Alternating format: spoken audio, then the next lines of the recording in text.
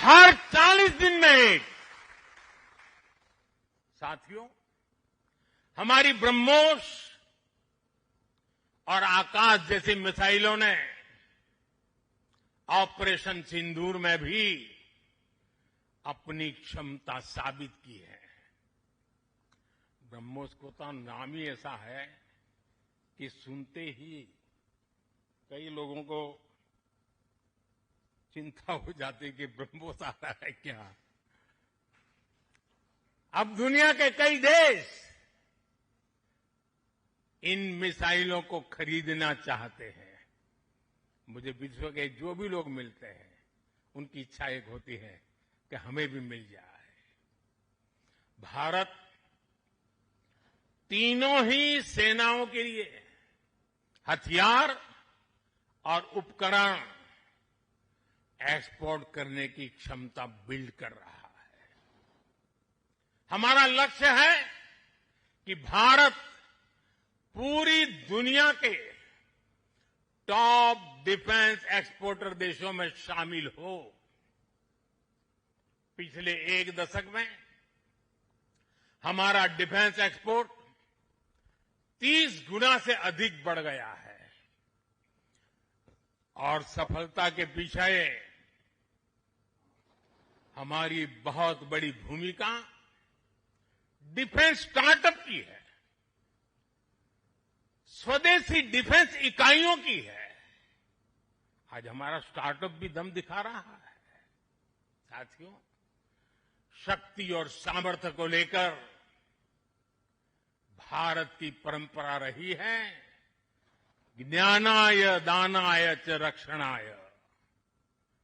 ज्ञानाय दानाय च रक्षणाय अर्थात हमारा विज्ञान, हमारी समृद्धि और हमारी ताकत मानवता की सेवा और मानवता की सुरक्षा के लिए होती है। आज जब इंटरकनेक्टेड वर्ल्ड में देशों की अर्थव्यवस्था और प्रगति समुद्री रास्तों पर निर्भर है, तब भारत की नेवी ग्लोबल स्टेबिलिटी में अहम भूमिका निभा रही है।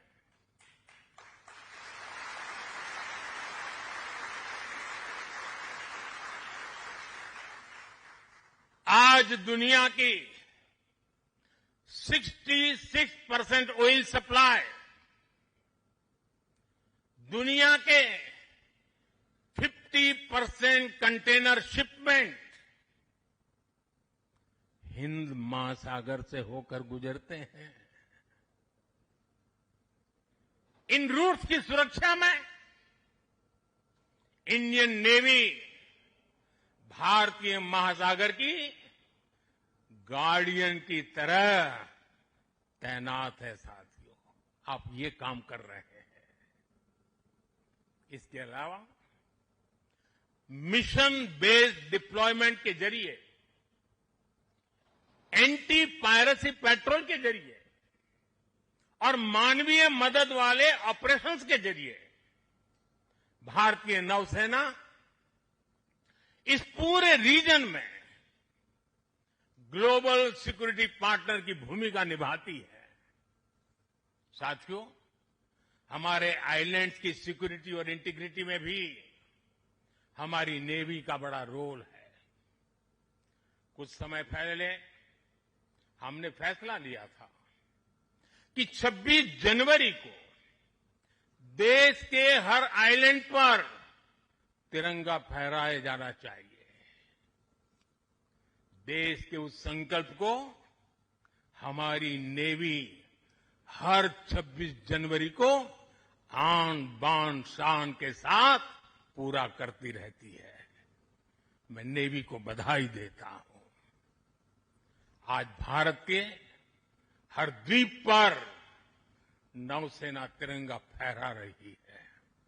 साथियों, आज जब भारत तेजी से आगे बढ़ रहा है तो हम प्रयास कर रहे हैं कि भारत के साथ ग्लोबल साउथ के सभी देश भी तेजी से आगे बढ़े और इसके लिए हम महासागर मैरीटाइम विजन उस पर हम तेज गति से काम कर रहे हैं। हम कई देशों के विकास में उनके पार्टनर बन रहे हैं और साथ ही अगर जरूरत पड़ती है तो हम धरती के किसी भी कोने में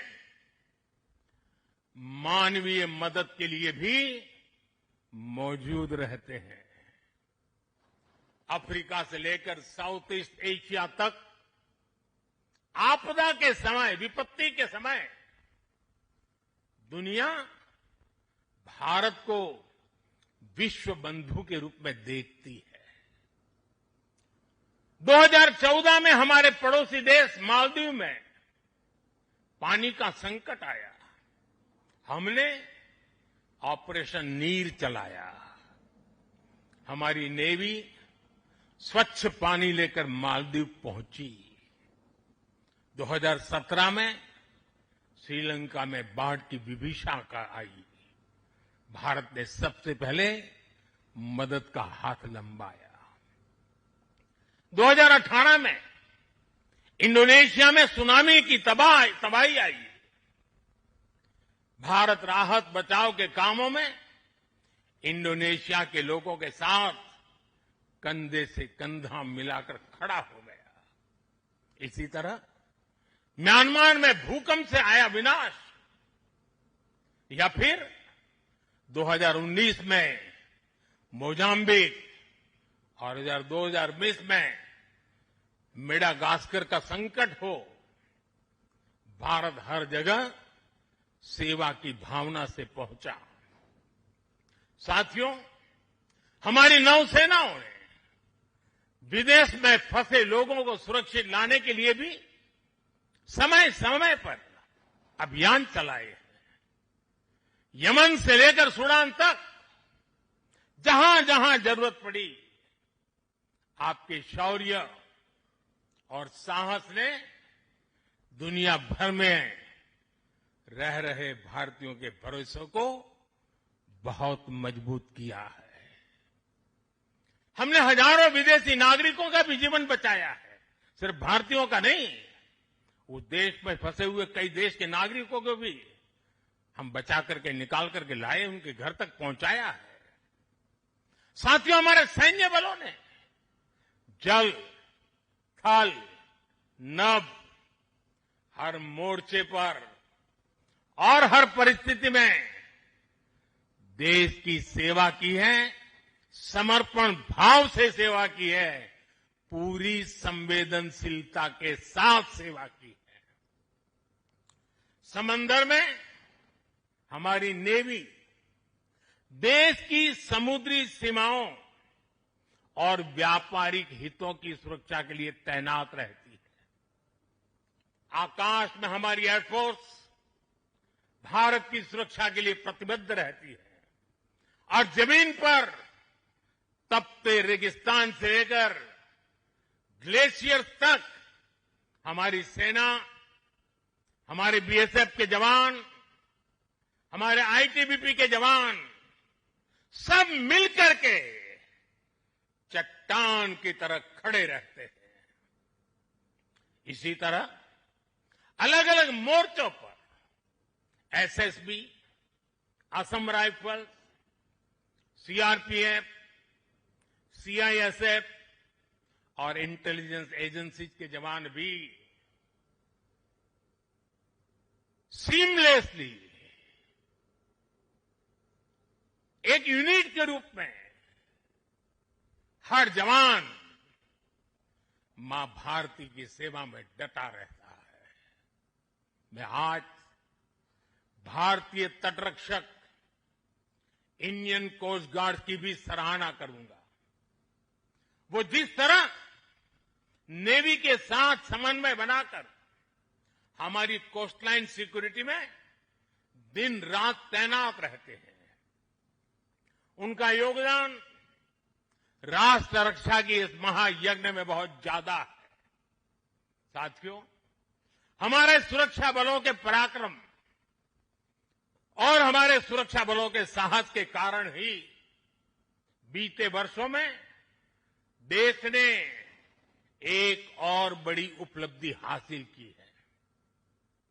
ये उपलब्धि है माओवादी आतंक का खात्मा। आज देश नक्सली माओवादी आतंक से मुक्ति के कगार पर है। मुक्ति दस्तक दे रही है दोस्तों। 2014 से पहले देश के करीब 125 जिले माओवादी हिंसा की चपेट में थे। 125 जिले, और वो 125 जिले पिछले 10 साल की मेहनत के कारण ये संख्या घटती गई और अब 125 से घट करके सिर्फ 11 रह गई है। 11।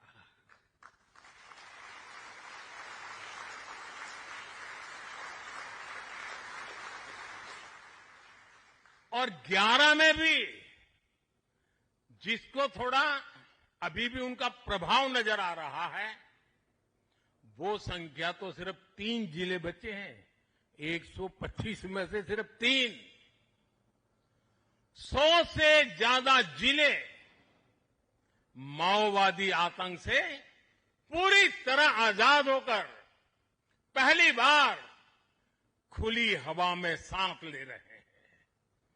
शानदार दिवाली इस बार मना रहे हैं। करोड़ों लोग पीढ़ियों बाद पहली बार डर और खौफ से, उसके साए से निकलकर विकास की मुख्य धारा का हिस्सा बन रहे हैं। जिन इलाकों में माओवादी नक्सली सड़कें नहीं बनने देते थे, स्कूल नहीं खुलने देते थे, अस्पताल नहीं बनने देते थे, बने बनाए चल रहे स्कूलों को बम से उड़ा दिए जाते थे, अस्पतालों को, डॉक्टरों को गोलियों से भून दिया जाता था, मोबाइल टावर नहीं लगने देते थे, वहां अब हाईवेज बन रहे हैं, नए उद्योग ले रहे हैं, स्कूल और अस्पताल वहां के बच्चों का भविष्य गढ़ रहे हैं। देश को सफलता हमारे सभी सुरक्षा बलों के तप, त्याग और साहस से ही मिली है। और मुझे खुशी है कि ऐसे अनेक जिलों में आज पहली बार लोग आन बान शान के साथ दिवाली मनाने जा रहे हैं। साथियों, मैं आज वीर जवानों के बीच में खड़ा हूं। हम नौसेना के जवान हैं। मौत को मुट्ठी में लेकर के चलना, ये आपके लिए बाएं हाथ का खेल होता है।